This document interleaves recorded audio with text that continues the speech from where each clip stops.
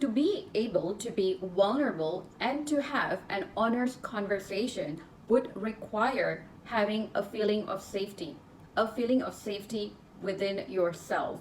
This requires you to accept all parts of yourself, the darkest parts of your being that you may have suppressed for the longest time for feeling of shame and fear of rejection. You will not be able to be vulnerable until you do a deeper dive to explore the depths of who you truly are as a person. You can only achieve the sense of safety once you have accepted yourself for all that you are, and this is no easy task for someone who grew up with a lot of childhood trauma. In a lot of culture, especially in Asian culture, healthy communications are still foreign to most people because we grew up in an environment where expressing emotions is often seen as needy. A lot of us didn't have parents who grew up with healthy exposure, and as a result, they don't have healthy communication skills, and this gets passed on to their children. A lot of us have learned that having needs or expressing emotional needs is bad or wronged, or there's a general feeling of shame around emotional expression. As an adult, we believe that expressing emotions will not be well received or we will be shamed for having those emotions. So we actively suppress these feelings so much so we lose our ability to have healthy communication skills, which are essential to build a thriving connection. We are going to explore a few steps into how you can practice becoming more vulnerable and have an honest conversation. My name is Veena Raji and welcome back to my YouTube channel. This channel is dedicated to talking about healing childhood trauma, narcissistic abuse, and my healing journey, which I have worked on myself without any professional intervention, and I have successfully healed some of the most important traumas that's been life changing for me. In today's topic, we are going to be talking about how to be vulnerable and have an honest conversation. Do the shadow work. Doing the shadow work helps to uncover every part of you that has been repressed, disowned, and rejected. Now, this will allow you to explore the darkest part of yourself that you may be hiding from the rest of the world. When we don't like something about ourselves, we do everything in our power to mask our insecurities by presenting what we think will be acceptable to others.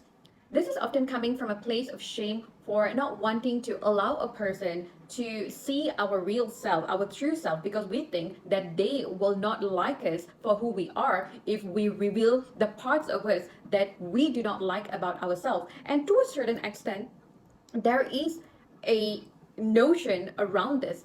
Someone isn't going to like us for who we truly are because we ourselves do not like that part of us.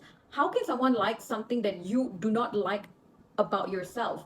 So this eventually does manifest into reality, this subconscious fear and that shame around your personality or that certain things that you don't like about yourself is eventually going to show up because you are subconsciously manifesting that this is something that will not be acceptable.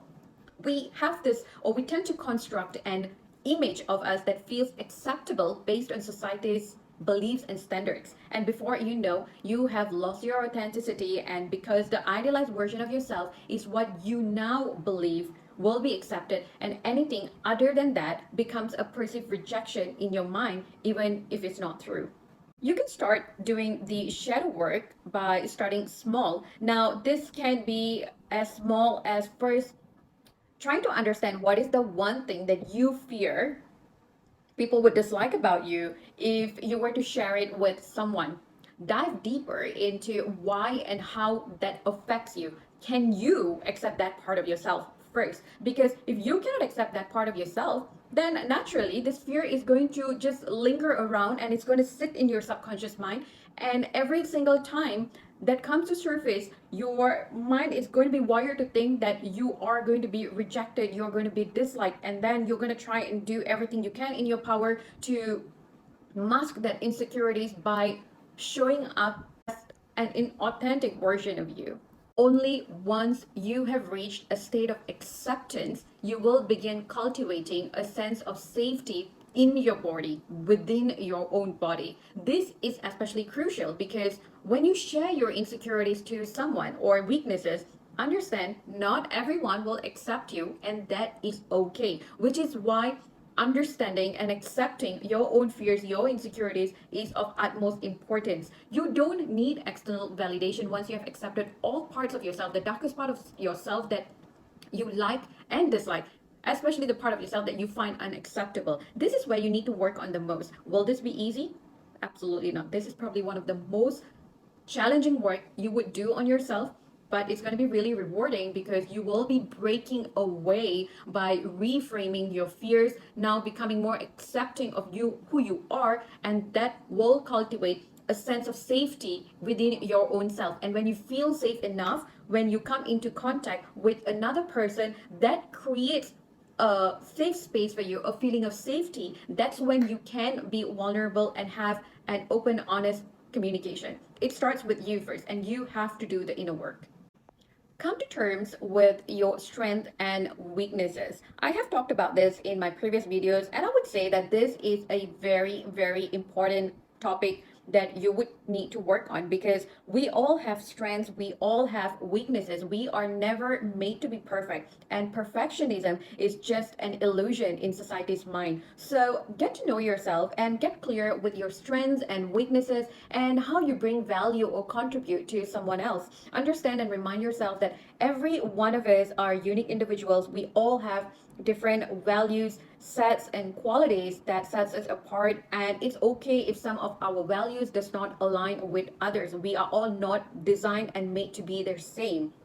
Similarly, you also have to learn to acknowledge that it's perfectly human to have weaknesses. Know what your weaknesses are. Come to terms with that. Be accepting. Now, this can be really hard for a lot of people because people don't want to be seen as having weaknesses. People don't want to be seen as being weak because it just doesn't make them feel good. But this is really an ego based thinking because we can't be good at everything that we do. Now, for example, if you are not great at cooking, now you may be excellent in other areas of your life. You could be an excellent planner, you could be really good at tech, you could be really good at organizing and planning something, you could be really good at maybe building something. So we all have different unique skill sets, but at the same time we definitely all have weaknesses. So you really need to get clear, be more accepting of your weaknesses, and once you understand what your strengths and weaknesses are and you start accepting that this is what you really are as a person,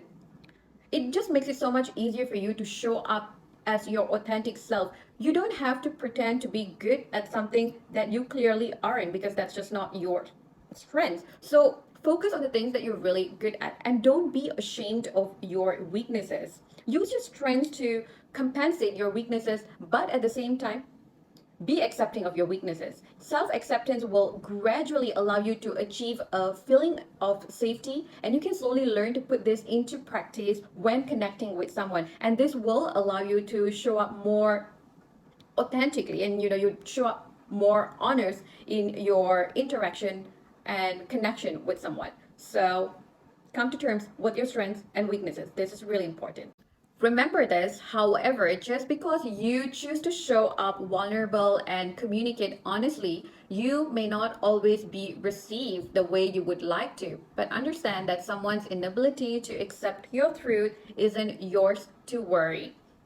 That is their limitations. But when you can feel safe enough to let your guard down and share parts of yourself, you are paving the way to developing a healthy connection. And this is going to be a win. Now, in the case of, let's say, dating, now if you're seeing someone and you decide to be open and honest with your intentions very early on, it can go two ways. Now, in the first case scenario, this may draw the person closer because they feel that you are on the same page with them and they see that how things could possibly work and they are going to just come closer. Now, this can also go the other way where you being open and honest about your intention might just scare them off because probably they may not have the same intention, or perhaps they just really aren't aligned with what you are looking for, and that may cause them to pull away. Now, if you look at it, you are winning either way because number one, by being open and honest,